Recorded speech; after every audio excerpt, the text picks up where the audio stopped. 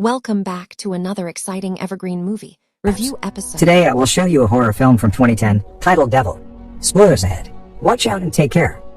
A man can be seen cleaning the inside of a building when suddenly a body falls on the truck outside. Two men are talking at a dinner.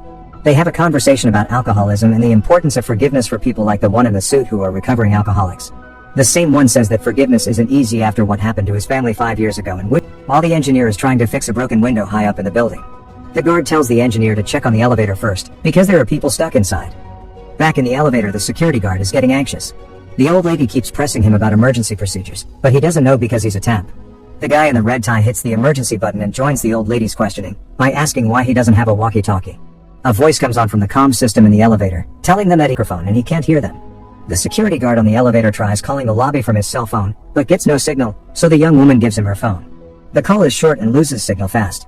Music starts playing in the elevator and the guy in the red tie starts singing, annoying everyone inside. And he almost falls off the side. Back down at the foot of the building, the two detectives are approaching and talking.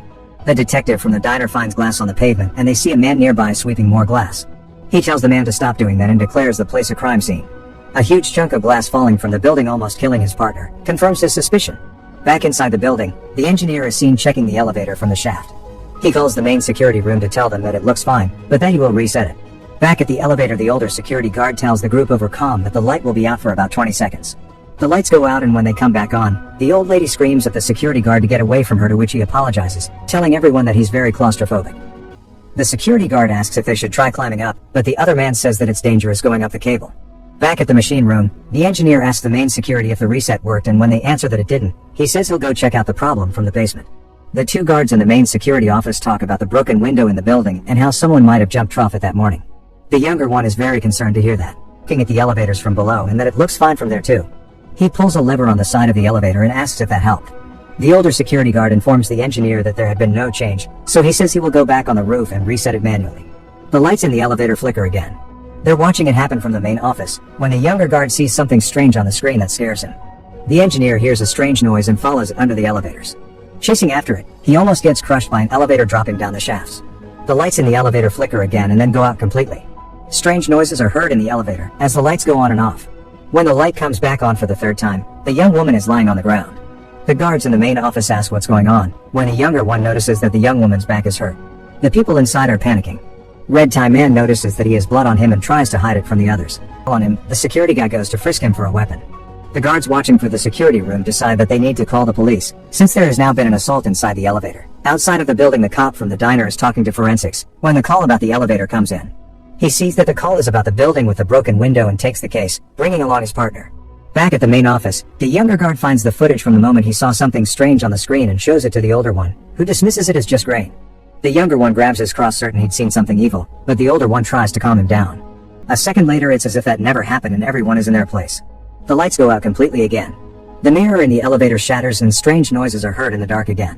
When the light comes back on, the man with the red tie is revealed to be stabbed in the neck with a piece of glass from the mirror. Meanwhile, the younger guard calls the two detectives back. They see that the man is dead, so the detective calls for backup. When he starts reviewing the footage, the younger guard starts telling everyone a story, or spray, when something heavy drops on top of the elevator. They can hear the old guard's voice from the top. In a moment, blood starts coming in from the top panel. They can still hear the walkie-talkie and figure out that it's the engineer that fell. They can't break off the panel to help. The detective goes to the roof to check on the shaft and sees the engineer on top of the elevator, probably dead. Tells everyone that the people inside of the elevator can hear the walkie-talkie and that they should switch channels. He orders the fire department to get inside the elevator, trough the wall. The firemen start digging trough the wall. Looking trough the footage in the main office, they see that the old lady was stealing wallets. The detective comments that all of them were bad people. As he's looking at the screen, the footage from the security cam glitches again and shows all of the people inside dead, but only the cop can see that. Next, they find footage with the third man and see that he had a satchel with him when he walked in the lobby, but no satchel in the elevator. The lights in the elevator start flickering again, then go out. The security guard lights a match and there's something strange next to him.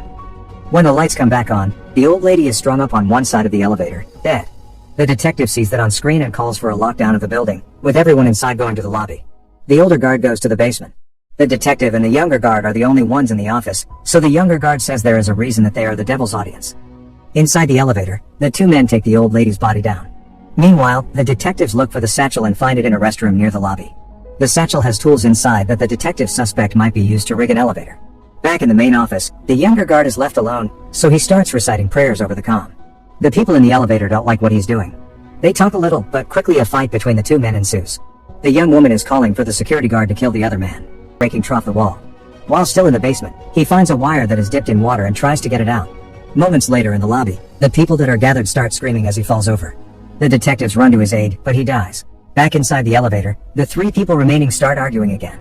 The two detectives come back at the office, saying that the younger woman's husband might have arranged all of it, since he owns the security company that works in the building. The cops think that the security guard inside the elevator is responsible and that the other two victims were just a decoy. Back in the elevator, the lights go out again. The detective tells them to use their phone screens as flashlights, but their phones get ripped out of their hands. The lights go out, and the next time they come back on, the security guard is dead. The two people left grab a piece of glass in a panic and stand prepared to defend themselves.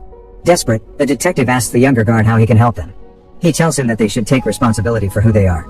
So, the detective shares a personal story with them about that and asks them to put the glass down. They do it, reluctantly. Suddenly, the lights go out again and they come back on. The young woman is lying on the ground with a piece of glass in her throat. As the man is seen trying to help her, the body of the old lady rises behind him, saying that it's his turn now. The man has a flashback of himself driving a car. He's reaching for a beer when he crashes into another car.